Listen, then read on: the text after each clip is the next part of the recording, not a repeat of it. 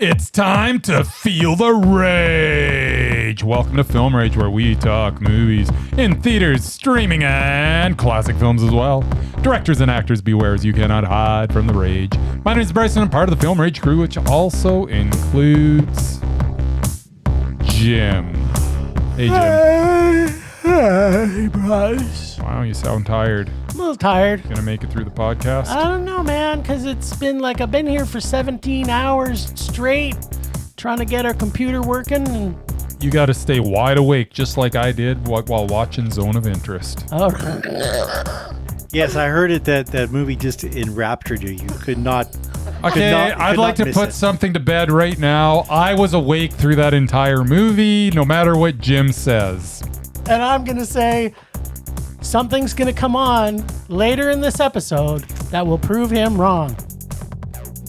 Whatevs.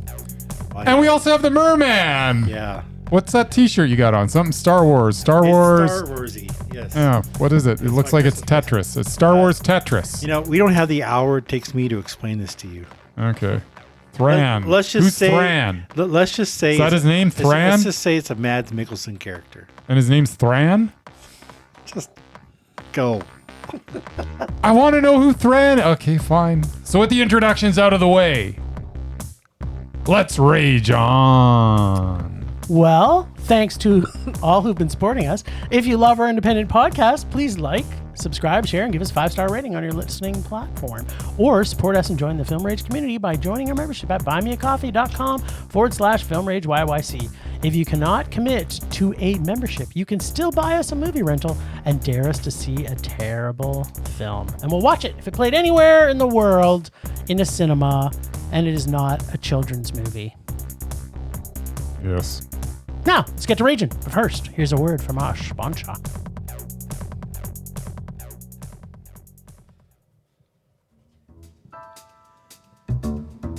Hey, Bryce, what are you doing tonight? I'm going to my favorite cinema, Canyon Meadows Cinema, to see the best second-run movies at the best price. What? How inexpensive are they? Regular price is $5, $5. Regular price is $5. Makes me hope they also serve pizza. They do, plus a lot of other great food choices. Plus, I'm planning my office Christmas party there. They can host a plethora of options for any get-together. Gaming, movie, drag show. Drag show? Now I know where I'm planning my next party. Hey, maybe you think there's a Liam Neeson or a superhero movie planned? I hope not. But maybe there'll be a great independent documentary. Sure. Call CMC at 403-670-5444 to book a special event or go online at canyonmeadowscinema.ca.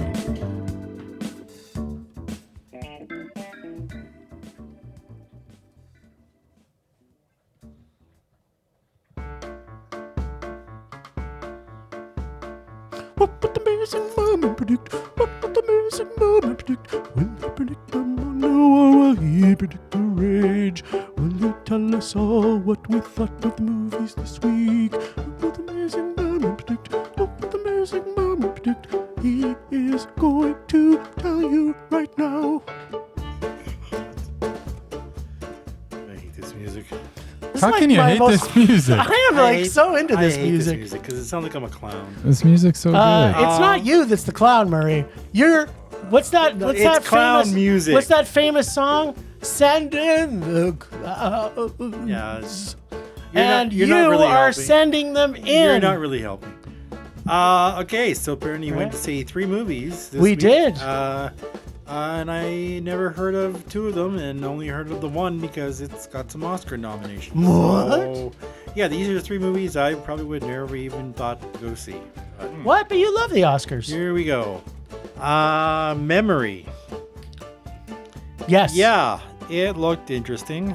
Kind of like Memento, but not really as Memoriento?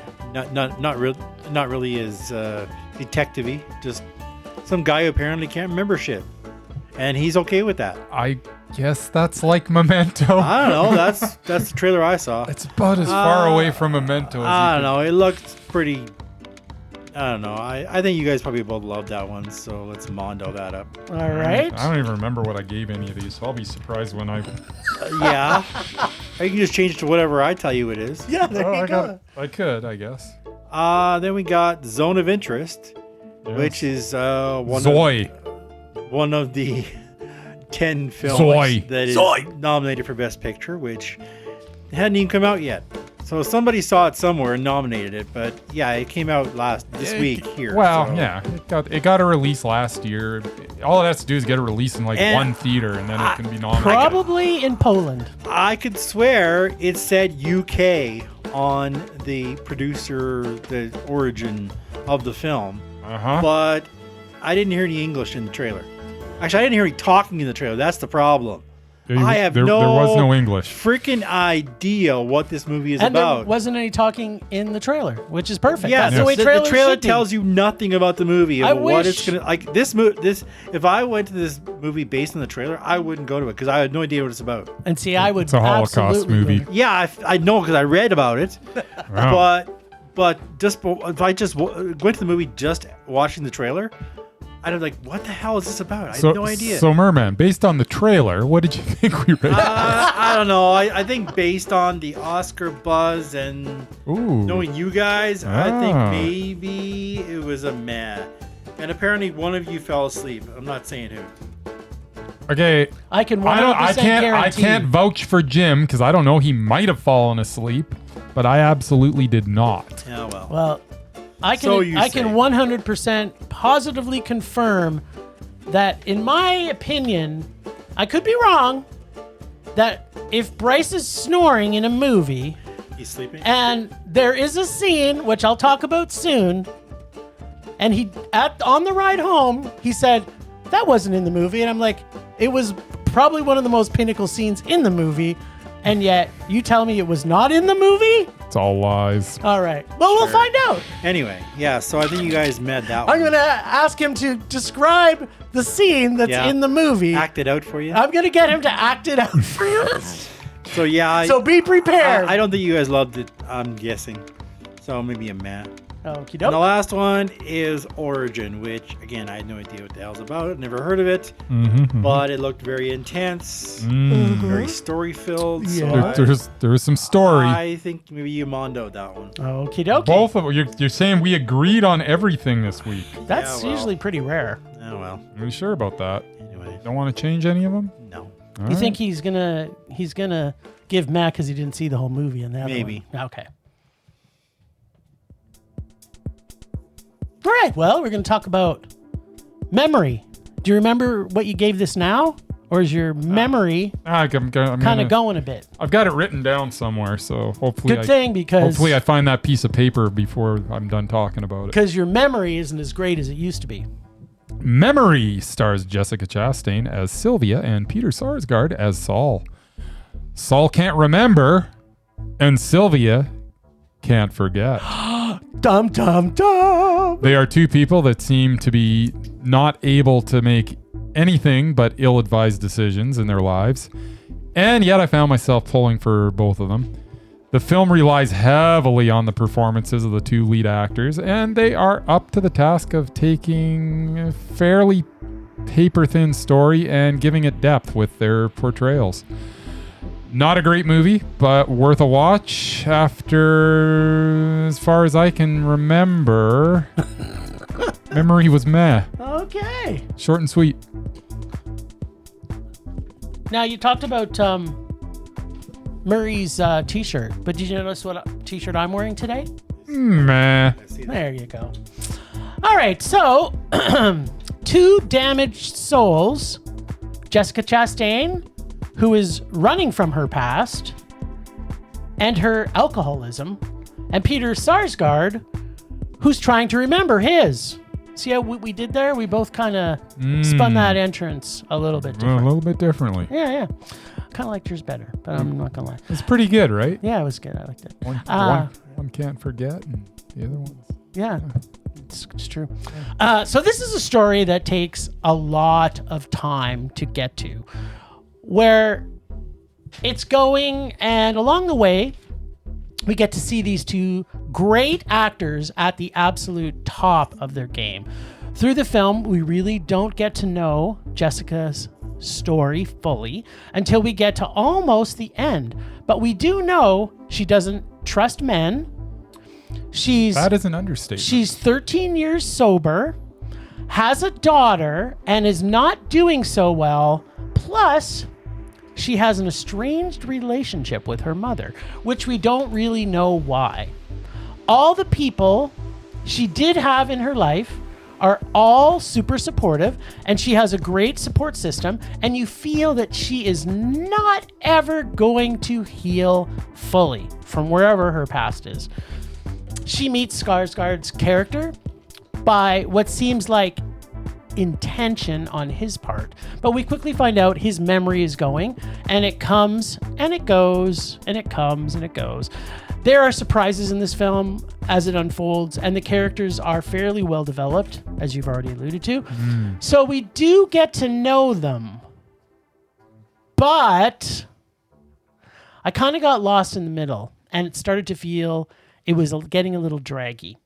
I like this a lot because you do connect with these leads and the peripheral characters, but it seems actually a little long, and it really wasn't that long of a film at an hour and 39 minutes, but it felt long to me. So my memory... It did feel longer than that. Right? Yeah. It did. So to me, it's not a good test. Like, we're going to talk about another movie that was 2 hours and 20 minutes, and I thought it was only 20 minutes went by. I was like, I want the other 2 hours of this movie. So yeah, if my memory serves me correctly, and then I forgot a little bit. Wait, huh? Oh, I do remember. This was a man. Double man. You know what that means? Yeah, right. Good luck with that, pal. Just pick one. Pick one. It's going to be one of these. You think it's one of these? Try Yeah. that. Oh, baby! Nice. Not gonna change. Yeah, my buttons are now. His buttons are. They're now unlabeled. Yeah, we'll let everybody know we had a lot of technical difficulties Just today. a little bit. We're recording at 1 a.m. and we all have to work tomorrow at 4 a.m. So it's we're already tired. What are you talking about? If Bryce Why are falls you asleep- lying to the people? If Bryce is falling asleep in the podcast, it's only I don't. Why would I? But there's no way I would fall asleep in the podcast. I'll sleep just as much through this podcast as I did through Zone of Interest, which is not at all. All right. Well, we'll find out later. It's a good thing his fingers aren't on the button this time. Then. That's true. Can we unpack? Like, did we need that awkward sex scene in this movie? Memory?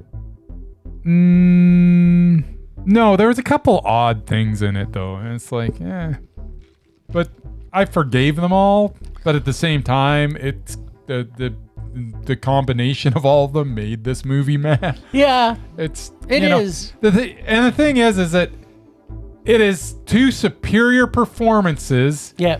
In just an okay written movie. Yeah, I think that's what it is. Yeah. I think yeah. Jessica Chastain's one of those characters that I find she either knocks it out of the park, or it's painful to see her on screen. Yeah. I don't know if that's true. What do you think? Like, there's some of her. I'm just kind of like, she doesn't fit the character. Yeah, What was that action movie she was in? And she was terrible in that. With all the women? Yeah, the one, but the 563 or the 319. But she was terrible in that. Like, it wasn't just. What was it called? I don't know. Isn't that Rey Mysterio's the movie? 619? Sixth Sense? Yeah, well, that's the He's from San Diego, right? That's the area code there. Is that way 619? Yeah. He's from San Diego? Yeah. Oh, didn't know that. Yeah, so anyway, she was not great. I learned you something today. I learned something, yeah. Look at you two learning stuff. I didn't think she was great in that. And I know the movie was terrible, but... The 355, is that what it is? There you go. Sure.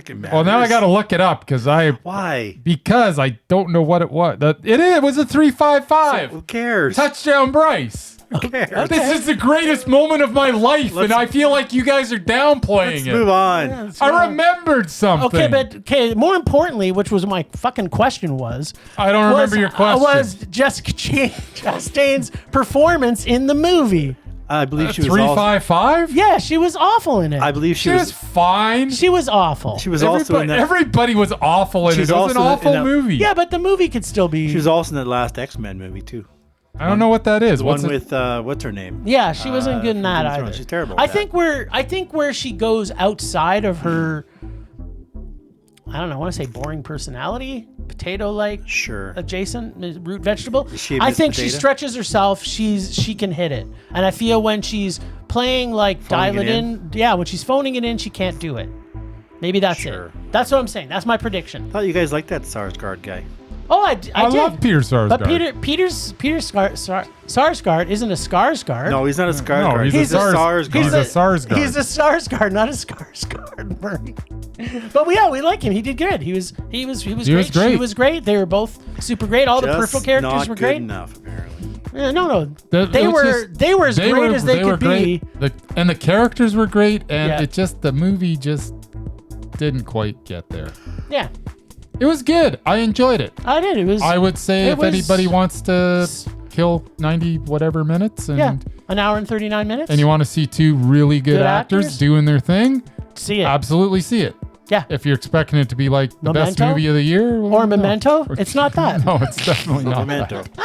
And there's some weird, awkward sex scenes when her daughter's like right next door, and I'm kind of like, what? Why are you fucking this guy when your 13-year-old daughter's like right at the door? Kind of weird, but then she was a drunk, so she was a little odd. Yeah. All right. Well, we also got to see a movie called The Zone of Interest. Yes, we did. So this is the part in the podcast where Bryce is going to portray, who I guess we want to say is what this film is all about, which is Rudolf Haas. His action after having sex with one of their Jewish servants, and then has to go down into his sex dungeon to clean his wiener off. So Bryce, can you tell the listeners, in particular this scene, what you thought of it? I don't know what you're talking about. Yes, he doesn't know what I'm talking about because this is when he was snoring. And all of us in the theater were looking at Bryce, and I didn't wake him because I'm like, no, you know what? You deserve this. I don't know what you're talking about. I was not sleeping through any of this movie. So you're saying that you fully remember him having to clean his wiener off after having sex with his Jewish servant? No, I don't remember that. Okay, perfect. I remember What part do you remember before you fell asleep? I remember all of it. All right. So I did. By the way, no, I didn't fall asleep. You're right. It's practically proven here. I just want someone to go look on the internet and look into the part where he has to clean his wiener off, and then it's just proven fact. So this is by far the most horrifying film about Auschwitz that I have ever seen in my life. It's all about contrast to what we see and what we know about what it is and what it was. The music is harsh and extreme at times, and the visuals of the Haas family, which were filled with joy and color, weighs heavy on the sounds of gunshots and screaming that come from the background of almost every single scene. Not once during the film do we see what happens in the concentration camp. What we see is billows of smoke as the family conducts their lives, as they go swimming or play in the pool or play in the garden. All the while, their house is right next door to the wall that separates them from what is going on from the other side of this wall. This film is stark and contrasting and horrific as they try to humanize this family whose problems of relocating to another concentration/death camp is the worst of their worries and inconveniences the mother to absolutely no end. The whole time we are oblivious to the suffering right up until the very end, when they bring us to modern day in contrast shot of the entrance to Auschwitz and the staff as they prepare to open the museum to the public, with the rooms full of memories of the people that died at the hands of the Nazis. I can't imagine how these amazing actors felt as they went through the process of making this film. I can't imagine anyone getting, and I'm doing quotes here, heavy quotes, method in the portrayal of Rudolf Haas. It isn't spoken in this film, but you know that all the servants that they worked with in the house are Jews. And in one particular scene that Bryce was asleep in, I can still hear and feel the torment of our actors over his snoring. As you know, the Haas rapes one of his servants and then goes down into his sex dungeon to clean his junk off, to not offend his wife with the scent that was almost too much to take, as everything in this family seemed natural and deserving, and they were all oblivious to the world around them, except for Mr. and Mrs. Haas, who were truly despicable people. This film was haunting and brilliant and traumatizing. I will never forget it. This film was so fucking amazing. I loved every frame of it. I loved the music and how it came in. Sometimes it was so loud it almost woke Bryce up, but it didn't. He still slept through some of the most amazing sound effects. Now, over to you.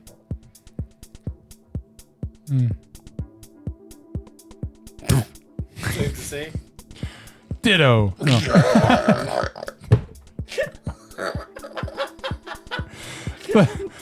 The Zone of Interest is a look at the Holocaust in a way that I have never seen before. Jonathan Glazer takes us alongside the perpetrators of evil and has us viewing the horror from their point of view without actually showing anything.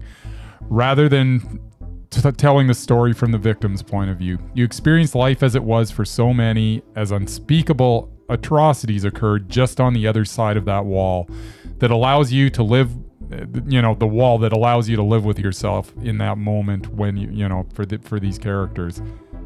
It is an uncomfortable look at a family disturbingly basically becoming evil.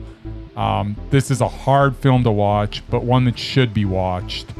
The Zone of Interest was uncomfortable, unflinching, and mondo. Yeah, that it's and I'm positive I was awake through the whole thing. Okay.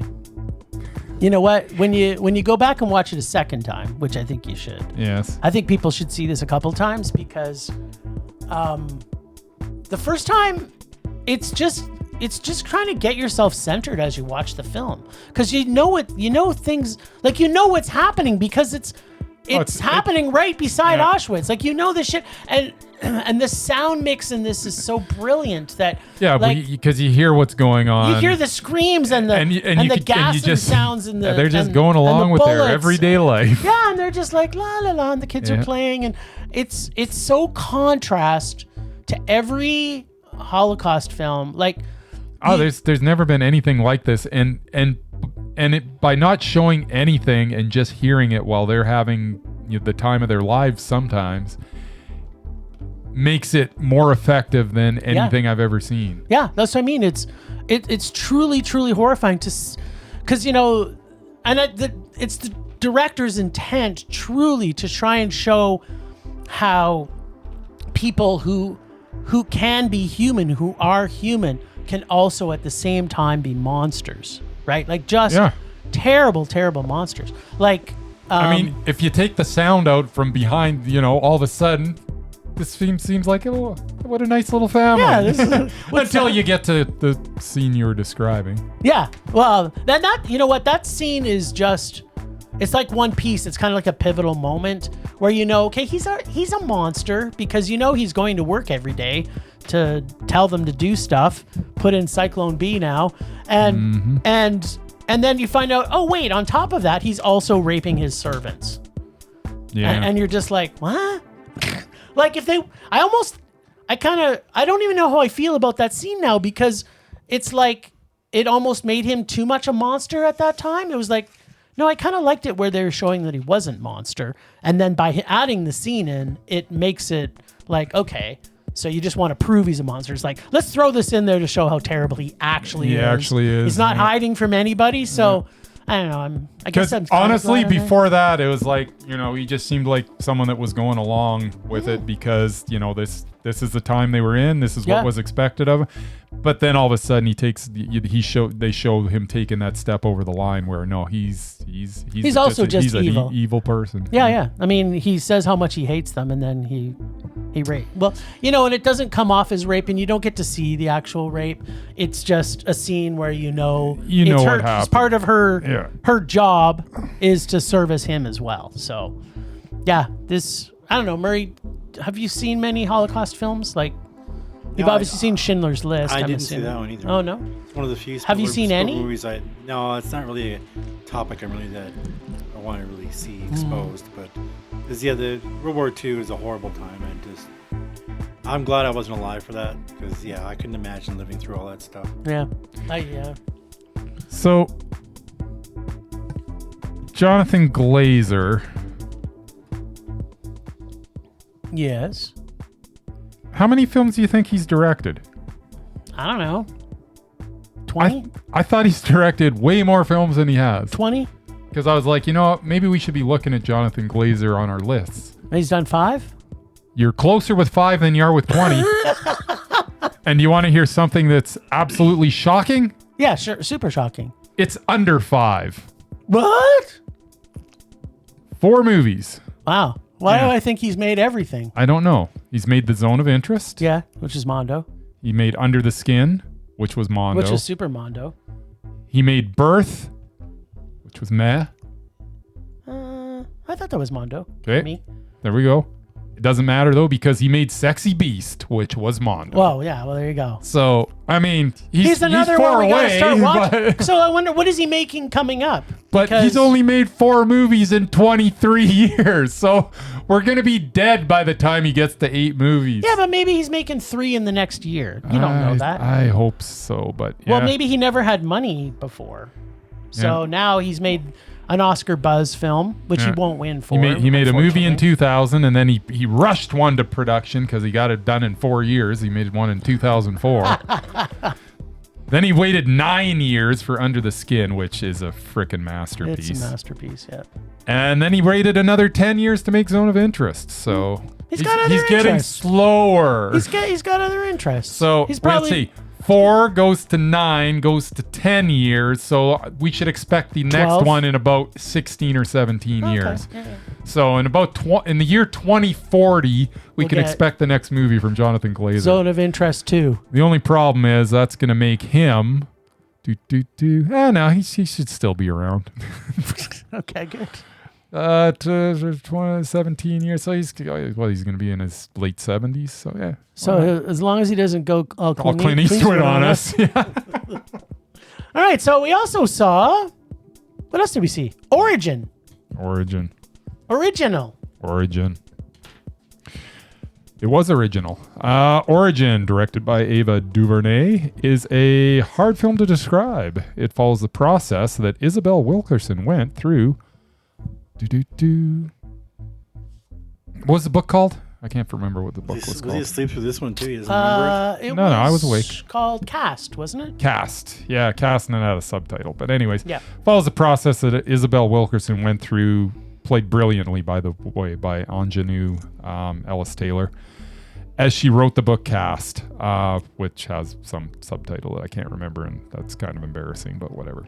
Whatever. People know. They're going to go look for her. It is part biopic, while at the same time documents the process of putting together a book. Or perhaps it is the origin of a book. It has a multi-dimensional lead who, throughout the film, asks questions of herself, those around her, and ultimately me as I watch the thought-provoking thesis that she attempts to prove by the end of this film. The transitions from historic dramatizations to dramatizations of things currently going on in the world to Wilkerson's everyday life are seamless and effective. It is an important film to watch, and whether you agree with the ultimate conclusion by Wilkerson, it will definitely get the conversation started. A conversation worth having. Love this film. It was Mondo. Okay. I will agree. This is a unique way of showing a biopic. Or was it how to write a movie about a novel about caste? It starts out by going from scene to scene of making me cry for injustices to making me feel what real grief feels like in one of the most powerful scenes to depict grief ever to appear in film that I have ever seen. Then it takes an almost thesis discovery of caste systems around the world and how they are connected. Because I was so invested in what the story was about to tell me, I stopped finding faults in some of the film's structure and having things explained to me almost in a documentary style film to let me feel the film unfold and be less critical of something that I may have been more critical of had I not already been so invested in these great characters. The ending was very typical and maybe a little corny, but ultimately still made me cry again. So, yes, it was a cry sandwich. So, way to go, Ava DuVernay. Yeah, thank you. The writer-director of this. And Ingenue Ellis-Taylor's smile in this could melt the polar ice caps with the beauty it contained, and she was completely brilliant. Yeah. In this as Isabel Wilkerson. Wilkerson. Yeah, thanks. She was incredibly outstanding. I loved just seeing her face on screen. I could just watch her face on screen. How much emotion she could push through a scene just with her facial expressions was... I still can't get over like that scene of grief that she goes through and the leaves that are falling. Like there's a scene in there where... I don't want to spoil it for people, but... A lot of bad happens to her in a short period of time. Yeah. And there's a scene that you just feel every inch of grief that she's going through. And yeah, of course, it's going to make me start crying again. I don't think this solved the caste systems in the world, but I feel if everybody saw this movie, maybe they would be a little better for it. This is Mondo. I loved her. I loved the writer-director. I loved every single thing about this movie, even though there were parts of it that was kind of like, yeah, that's kind of typical movie. But because of the style of the film, it was so unique. Yep. I'd never seen a biopic that was writing a book before. So. Yes. No, it was very unique. And then the way that it really melded like real and fiction, and because it was a story, and I'm sure I'm sure it was all pretty much true. I don't know because I don't know much about her, to be honest. But how it actually sprinkled in actual people that are actual people, not just characters. Yeah. Into the movie playing themselves. Yeah. Was kind of cool as well. Yeah. I mean, it's a pretty recent film, and it's parts of it that were period.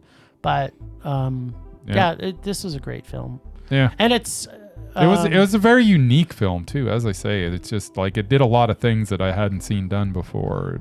And it was 2 hours and 20 minutes that I thought went by like a breeze, and I was like, "Is it already over?" Like, yeah, I could watch her for another 2.5 hours. Yeah, no, it was very, very good. It was awesome. When Murray figures out where his buttons are. Well, we can give it a try. All right, let's go.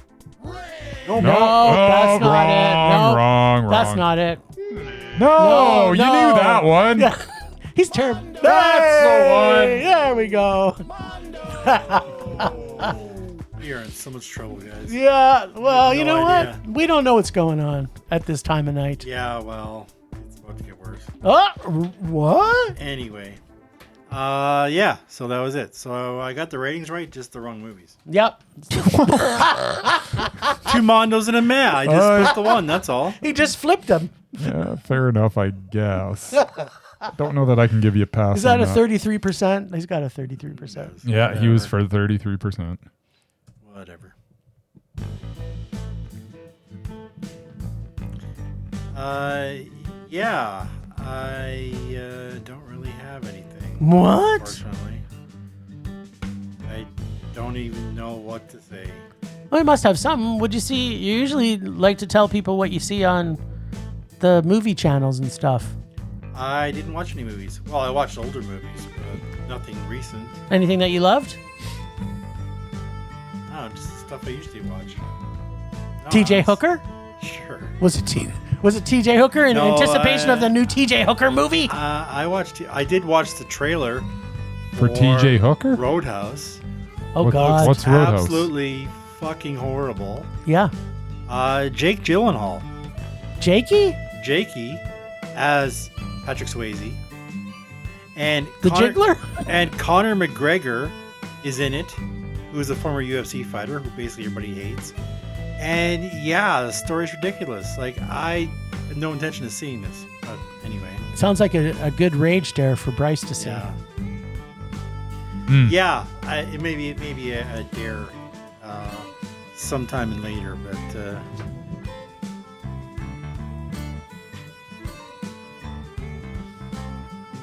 anyway, yeah. No, I got nothing. Sorry. It was all good. Temperature rising. Vision blurring. Rage taking over.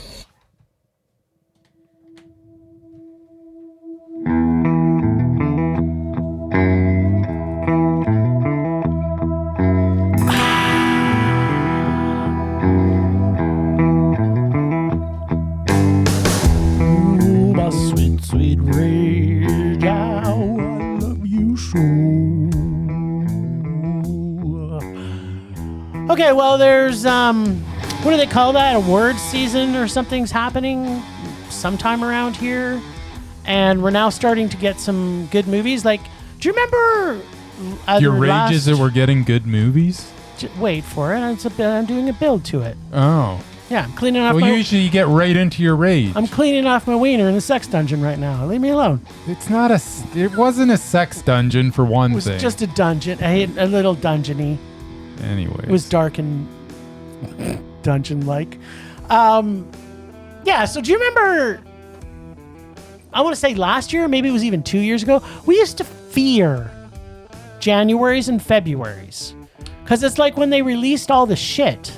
Yeah, well, what's happened this year is that for some reason, all the stuff... There's no content? Well, no. Well, it's not that there's no content, but we're getting this odd late release of movies that did have a release at the end of last year in other cities, but we're just kind of getting them here now. And a lot of the time, we're getting it because of the buzz that was around them. So we're getting these buzzworthy movies because it's award season later than we usually get them, and I'm not sure why it's happening that way this year. Like, even the fact that Perfect Days is coming out. Yeah, and it's like nominated. It's only coming out because it got nominated. If it didn't get nominated, it probably wouldn't have this release date. See where this rage is going? Yeah, I kind of do. Yeah. I'm saying we still have all these other crappy movies we had to watch over Christmas time. Still playing in cinemas, and there's so much new content that we haven't even got in our fair city. And like the entire list of films that were nominated for Best International Films, we haven't even got all of those. I haven't got them all yet. Yeah, and it's like, you know what? I've seen them all, I think. I think I've seen them all too, except for maybe one. Yeah. But it's pissing me off because there was even a movie, I don't know, it was 2 weeks ago, and it was a film we both really wanted to see, and we didn't get it. It was like, okay, we just don't get it here. What, that Freud thing?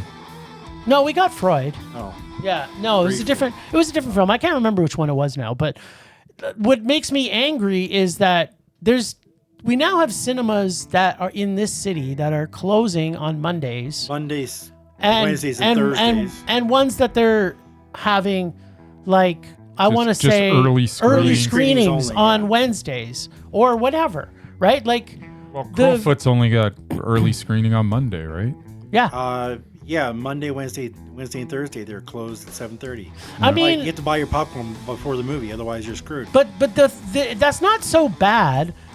Because those are the ones. Those ones Isn't are the it? ones. No. So because Crowfoot is ones that usually doesn't play anything good. It's just all the shit. But what pisses me off that's is Market Eau Claire. Mall. Yeah, well, that too. Hey, but they only have 5 screens. But Eau Claire is where we get our art house from, our new release art house. Yeah, and now they're gonna be gone. They had 3 art house movies, Murray, Yeah. and we watch movies on Mondays because that's the only day we get to watch them because Yeah. we're busy, and we couldn't even watch them, so 'Cause we they're had to on go late different shows. days. They're on Yeah. late shows. So my rage is, I don't know what's happening with this I world. know, I had the same rage last week This is terrible. because streaming services are taking over. Nobody's going to movies anymore, and the cinemas are dying. You know what? We need to do is we just need Tay-Tay to continue to make concert films so people will go to the cinemas. I believe Beyonce made one too. Well, there we go. Where is Beyonce not? I don't know. It's No, come out yet. I hate to tell you this, Jim, but that's not the answer. What? Yeah.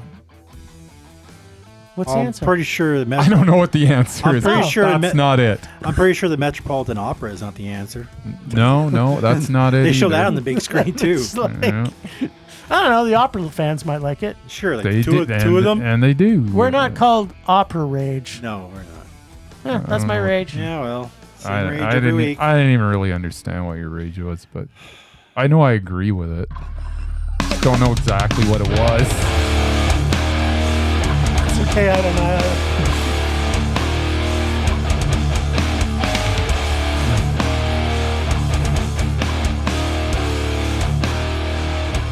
All right. I actually had nothing prepared, but it just came to me. You know what my rage is this week? You didn't get People who enough fall sleep asleep in the during the cinema. movie. No, I got no sleep in the cinema because I was watching movies that were really good. My rage is Dyson Airblade hand dryers. Come on, Landmark, get rid of that crap. It doesn't dry my hands. They're terrible. What is going on? Ditto. They're so bad. Gotta use toilet So paper. is it really their fault or is it Dyson's fault? Well, it's their fault for buying the bloody things, and it's Dyson, so they probably cost like $800 Twice each. what they're worth. So it's like, man, so it's one of those deals where it's like, you know, they've spent all this money, they're not just gonna garbage them. They're like, ah, crap, we made it. But did nobody test these things before they put them in their theaters? No. I mean, I could literally wash my hands and then stand there for, Shake them I don't know, in the air? I could stand there for like 45 minutes trying to dry my hands with these bloody Dyson. Number one, they go on and off because they're not sensitive enough to stay on. And number two, it doesn't matter because they don't do anything. They're horrible. You know, so you what should- ends up happening is I'm like, I get frustrated about 10 seconds in and go, well, this is stupid. And I just walk away and dry my hands on my pants. Well, that's what your That's what pants I were do. for. That's what I That's do. why they made pants. Anyways, that's my rage. You know what? You should just do like they do in the song. Shake your hands up in the air and wave them around like you Or- just don't care. As Tay-Tay would say. What does Tay-Tay Shake say? it off. Shake it off. I don't know what that means. Just shake it off. Shake it off. It's evil. It all comes back to You're like, I Tay-Tay. didn't sing that. It all comes back to I Tay-Tay. don't know what a tay-tay is. That's because you're uncultured.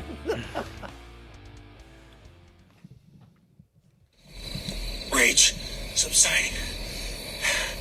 Pulse slowing. Anger fading. Oh, the lists. All right, folks. If this is the first time you're hearing us, go to our website, filmrageyyc.com. Look at our page called The Lists, and you will find 5 lists. We've got the mesmerizing.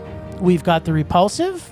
We have the doubted, and we have the undoubted. And then we have another list that is people who were at one point mesmerizing, but then they got punted.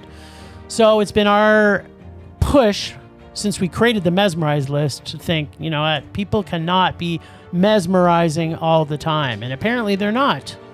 We thought they were. That's why we put them on the list. But when 2 mesmerizing actors get into a movie together, they got to mesmerize off. And this week we had Peter Stormare versus Jeffy Goldblum in the challenge from the Murr last week, Lost World Jurassic Park 2. So I had a tough time with this one. And Bryce and I kind of talked about this off podcast. Because because I was kind of a little heartbroken on it because Stormare really was. He was basically running from a dinosaur for 4 minutes of his 5 minutes and 37 seconds. So, I mean, how mesmerizing can you be running from a dinosaur? I mean, no one could have ran from a dinosaur better than he did. He died pretty good. Yeah, he died. You know, he died off screen, but whatever. They do the Jurassic Park death where they don't want to show the dinosaurs rip his flesh from his bones, so they show him fall down, and then the water turns red with blood. That's right. And then he's dead. So Yeah. it kind of was a little unfair. It is what it is. He took the role. It's true. He's taken a lot of roles. Yeah, unfortunately. Probably didn't like him much of Minority Report either. Unfortunately. Was he in Minority Report? Oh, yeah. I don't think anybody else that's mesmerizing was in Minority That's the Report. thing. so. That's right. Well, then he would have been the most mesmerizing person in it. You know, you can still be mesmerizing even if you're not on our mesmerized list. You just can't be on the list unless you're always mesmerizing. Yeah. So unfortunately, Jeffy punted him. How do you know? You haven't got my opinion yet. Okay, was it? Who was more mesmerizing? Jeff Goldblum. Yeah, exactly. You don't talk for me. I'm saying it. It was obvious. What are you going to do? It's Yeah, like- sometimes you think things are obvious and you're wrong. Oh, you mean like when you fell asleep in the movie didn't- and you were snoring and you missed the whole whatever. wiener wipe? Oh, Wiener. you are just. Hashtag wiener wipe. Wienergate's happening right now. Did Bryce fall asleep or not? Wienergate 2024. I did not fall asleep. Okay. Right. All right, Summer. Who are we going to try to punt next week? There's like nothing left on this list. This is It's- good. That means we it's- might have the final mesmerized Well, no, I list mean, until a new it's movie like- comes out. It's just all crap. It really is. Well, that's fine. All right. You asked for it. I did. I begged for it. I just checked on our website. Yep. Which I know Jim updates. I do. Jeffrey Rush is still around. Yes. Ooh. And the Macy's still around. Yes. I don't know if they've had this face off before. Oh my God. Is it Mystery Man? It is Mystery. Oh my God. I love that movie. Didn't I watch that for some reason? Not on ours. Not on our show. All right. They probably just watched it because you're like, you know what I haven't seen? I am Pencilhead, and I am the son of Pencilhead. Sure. You know, I am the waffler, light and crispy bad guys of history. this is going to be hard because, man, they are both so good in that movie. Oh, I know. Gonna be. You know who's also mesmerizing in that? Stiller? No, but keep guessing. I don't know who Paul else. Tom isn't Rubens. Tom. Paul Rubens is, Oh. and Tom Waits is in that. Tom isn't he? Waits is in it. Like yeah. this, Who that the whole hell is Tom cast is Waits? mesmerizing. Yeah, know who it's Tom Waits tough. is. You know what? I can't wait to watch this. This is gonna be a tough one. Yeah. Nice, All right. Murray. You just made my life. Sure. Well, yeah. What? You didn't make my life. You're kooky. Maybe where's that? Last week on Rage or Dare, the boys went to the audience dare bag of meh and pulled the long-awaited dare of Fast and Furious 6. Something tells me this may change the boys' perspective on our listeners' dare bag. This week, Bryce gets to choose from Jim's evil bag of rage, which I understand. Last week on Rage or Dare. That one wasn't my fault. The boys went to the audience dare bag of meh and pulled the long-awaited dare of the Fast and the Furious 6. Something tells me this may change the boys' perspective on our listeners' dare bag. This week, Bryce gets to choose from Jim's evil bag of rage, which I understand he has freshly refilled for your viewing pleasure. Now, let's check in with Jim and Bryce and see if these Fast and Furious films age like a fine wine, getting better as time goes on, or if they're more like prison toilet wine. You know, trashy but tasty. Oh, we're Come both on, supposed Bryce. Is he done? He got me. He got me. He does that. We both were supposed to watch this? Yes, we were both supposed to watch this. I watched it. Because he loves this series so much. He owns them all. No, well, here's the thing. I don't know what I'm watching anymore when I put one of these movies on because they're literally all the same. It's all about family. They all get together. They're always in like different places, and then they all have to be pulled together. Like it's the exact same formula every single time. Bunch of stupid car chases, bunch of improbable physics. We get introduced to Luke Hobbs this time around, which is Rock the Dwayne Johnson. But it's the same thing. We got pretty boy Paul Walker doing, and there's actually a joke in it at one point where they show this like really pretty lady, and it's like, oh yeah, you look just like, how'd you get time to do this photo shoot? And it was like this, this pretty lady in the photo because he was pretty. Because he's pretty boy Paul Walker, so he's pretty, just like the. Yeah. At any rate, what a supreme waste of time. We got Gal Gadot, who is Wonder Woman. Perhaps the worst thing that's ever happened. She should almost be on the frickin' repulsive list. Jordana Brewster, like this is a who's who of repulsive. Vin Diesel, Paul Walker, Jordana Brewster, Gal Gadot. It just keeps on going on and on and on. Oh my goodness! You know who's not repulsive? Michelle Rodriguez and Ludacris. Yeah, he's not repulsive. You know what? He's the best thing in this movie. I actually the guy don't went to mind, space? and I don't mind Tyrese Gibson. Yeah, I just don't like him in this. Yes. At any rate, at one point at the end of the movie, they're trying to take down this plane. It's speeding down a runway. So, anyways, somehow they've connected their cars to this thing, and it's actually pulling the plane down. I don't know how that happens. It doesn't. And then in the end, I'm not sure even, like, was there a bomb? I don't even think there was a bomb. Somehow this plane just explodes into nothing.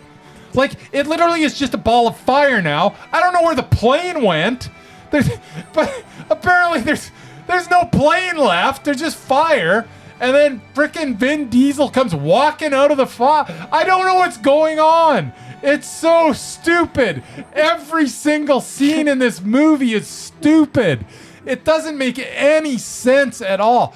And what's with this stupid one at the beginning of the movie? Vin Diesel's living with this blonde chick, and then by the end he's like with Michelle Rodriguez, Letty or whatever her name is. Again, why? What's the difference? What is going on? And what was wrong with the blonde chick? Like I don't get it. There's a scene with her in the movie where she's like, "You should go to her."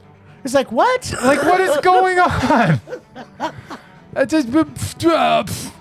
Everybody's got kids. Everybody's like, oh my God. Okay, plus Gina Carano was in this, and God, just go get your face punched in the MMA ring. You don't need to be making movies. Yeah, what he I said. happen to like her. I'm sure you do.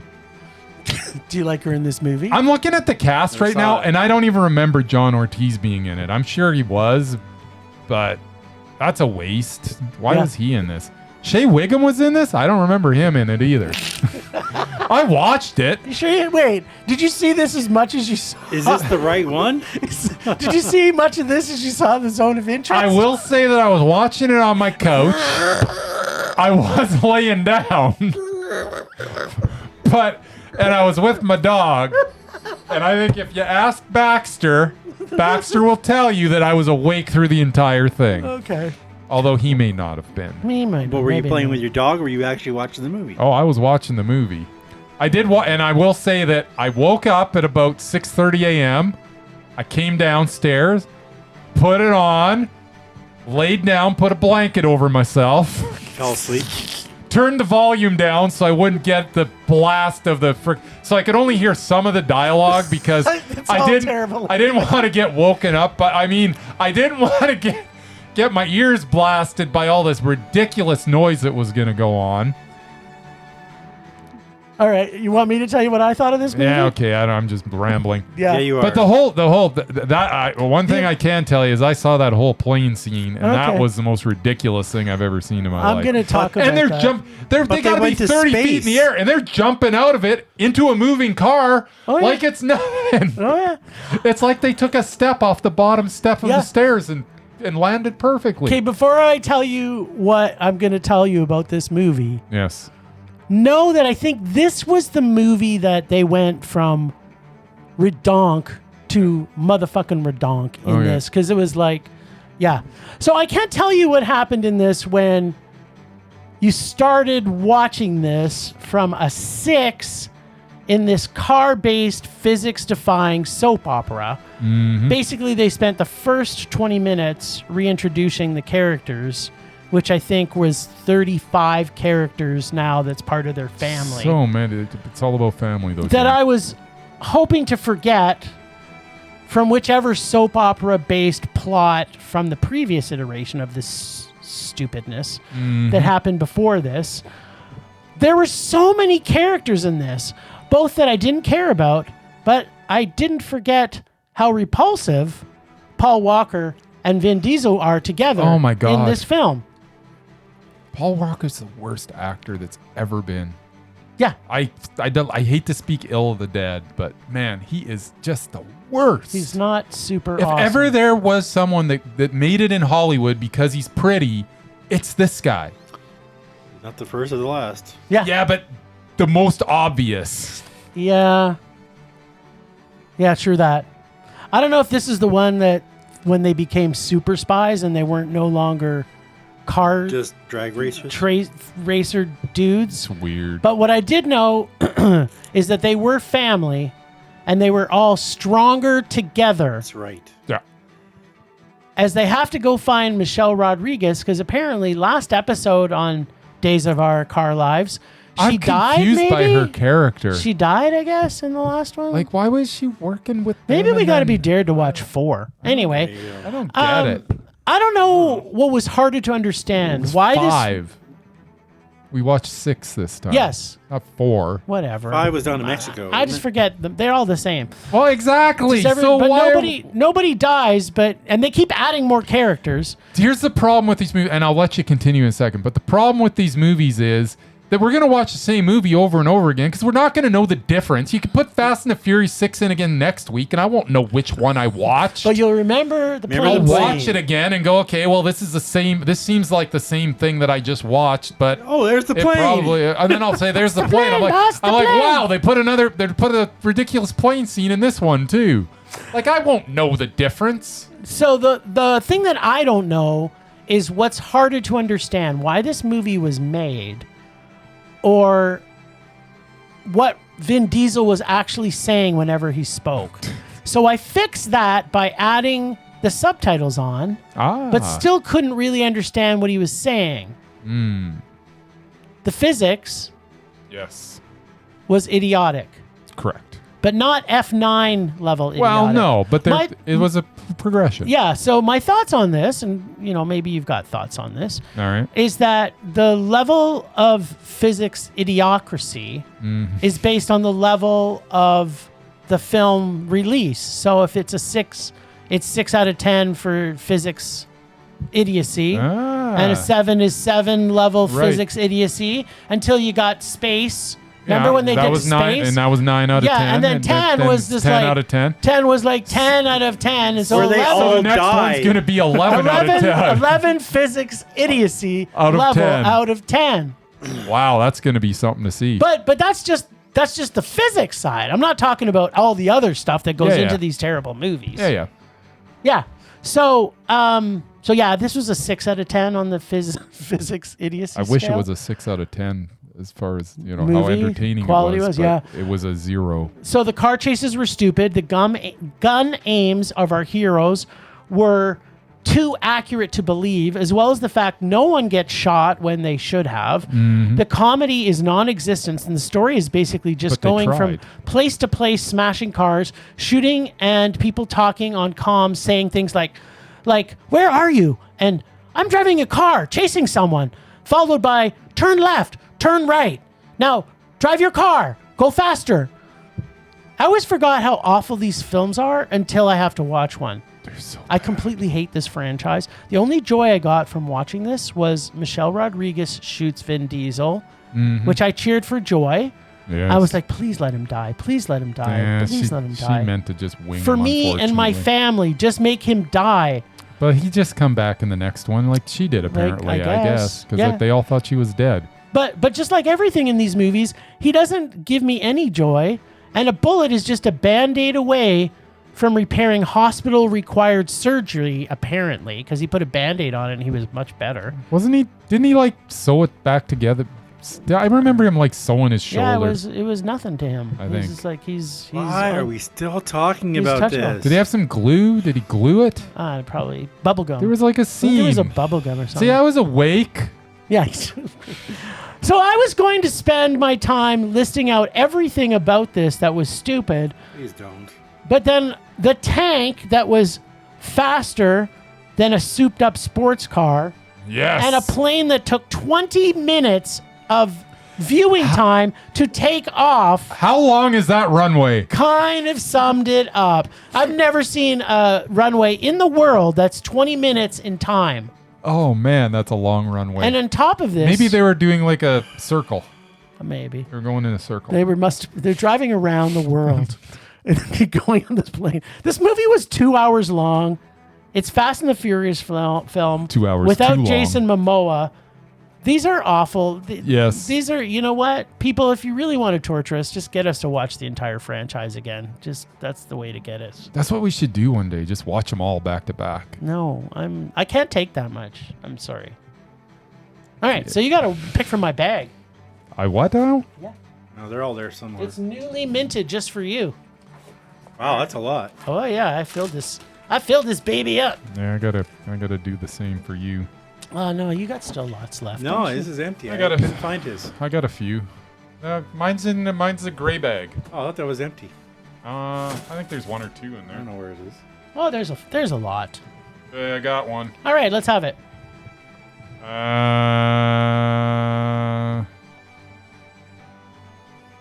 No idea what this is. What's it called? 100 Girls. Nice. Sounds familiar. No idea what it is. What's 100 Girls? And just so you know, it's from the year 2000, and it did play in cinemas, Was so you'll Zoe be in it? excited about that. And if you can't find it, you can buy it from Amazon. $5. And it stars Jonathan Tucker, James DeBellio, Uh-huh. Katherine Heigl. Katherine Oh, Heigl. Excellent. Hey, Jamie Presley's in it. That's right. There's 100 girls. There's a lot in this cast, that's for sure. There's like one guy? There's 100 girls, Bryce. Two guys. Hey, David Nusser of Real Film Reviews says, you could certainly do worse. There you go. I'm excited. Let's make him watch Wesley Lovell of Apollo Guide says, as insightful as teen romances come, 100 Girls is an examination of one guy's search for the perfect girl. Sounds awesome. I'm in. And it stars Katherine Heigl. And it started, well, she's in it.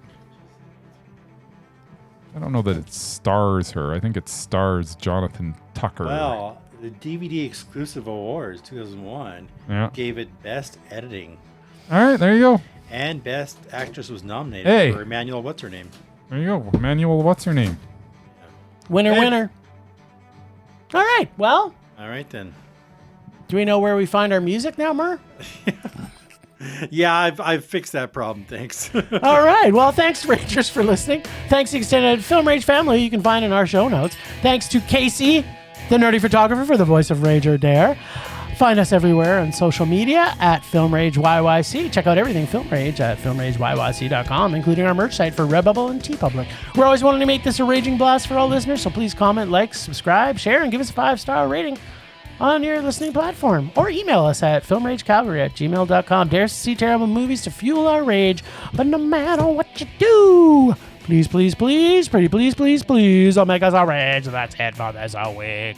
Rage on. Rage on.